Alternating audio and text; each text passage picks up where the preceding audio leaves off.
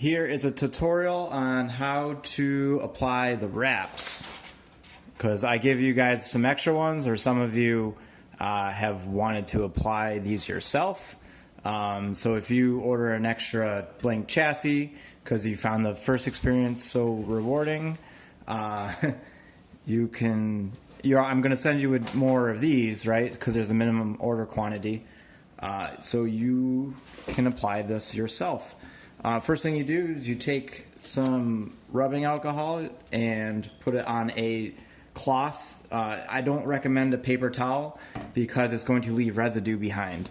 So a cloth, apply generously to the surface. You're going to see it get wet. Try not to touch it afterwards so it's just clean. I've already cleaned this one in advance. If there's any fuzz, make sure you take that off, like right there.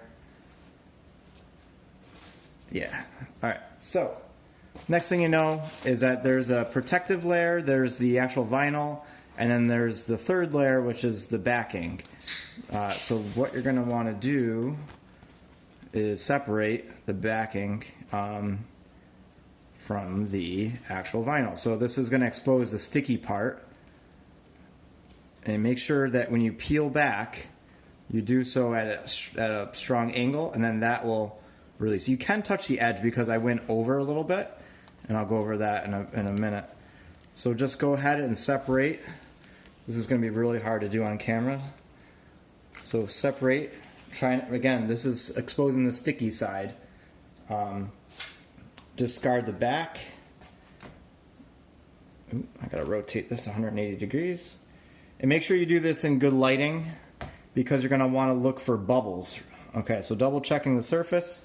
This is again really hard for me to do on camera, so I'm gonna do my best. But just stretch it out very lightly. Let the center sag a little bit and then start lining up the center here. This applies to both the back and the front, by the way. So once you get your alignment, all of my animals are coming over to see what I'm working on, roughly. What you want to avoid is any air gaps. So by laying it down from the center outwards, you will avoid most of the gap, most of the air pockets that will be created. And if you do create an air pocket, that's fine. We will work with that in a second. So go ahead and apply it. You can see that, or maybe you can't on the camera, but there was an air pocket that was created, likely because I'm normally hovering right over this, but with the camera in the way I can't. So you're going to take your hand and work your way from the center outwards and look down the side. So take a look as low as you can down here. I got some good lighting out this window, so that will give me an indicator on if there's any air bubbles. So I'm pretty happy with how this came out. Now I'm going to take an old credit card. It's expired, so no one steal my numbers.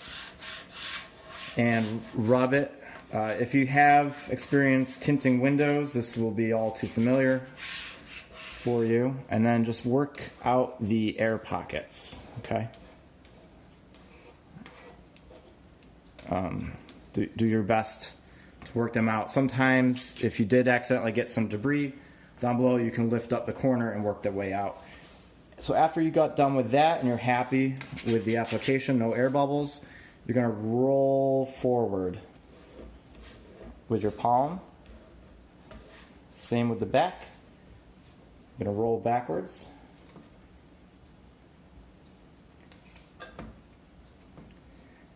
And then continue rolling straight down like so on both sides. Okay. After that, I leave some on the edge here, so that way you get a full right up the side. And what you're going to do is actually take this X-Acto knife. You can buy any X-Acto knife, but take an X-Acto knife and then cut precisely down the, see where that seam is, and then that way it gets nice and clean. when you're all done putting the wrap down, and I'm sort of fast forwarding and jumping ahead, but once you have it already down, you're going to peel back and separate the two, and then this will pretty easily pull apart. Now I'm not going to do that because this one's actually going to be shipped out, so I don't want to take off the protectant before I ship it. So this is going to be for the customers. So if you received a chassis with a wrap and you're getting ready to sort of show it off, and after you're done handling it, you just very simply just roll this piece back, and then at a tight angle just start pulling, and you'll see that it separates pretty easily, and then you have your finished product. So I would suggest you do that last after handling the chassis. All right, so I'm going to finish this one up, and hopefully you found that useful. And I still have more chassis, and I can always do custom wraps. So this customer didn't want any sort of name indicator, and that's fine. You can, pencil in one later. I do still have more chassis, so reach out to me at thetonegeek.com. You'll see a contact button at the top, and you're good to go. We'll get talking there.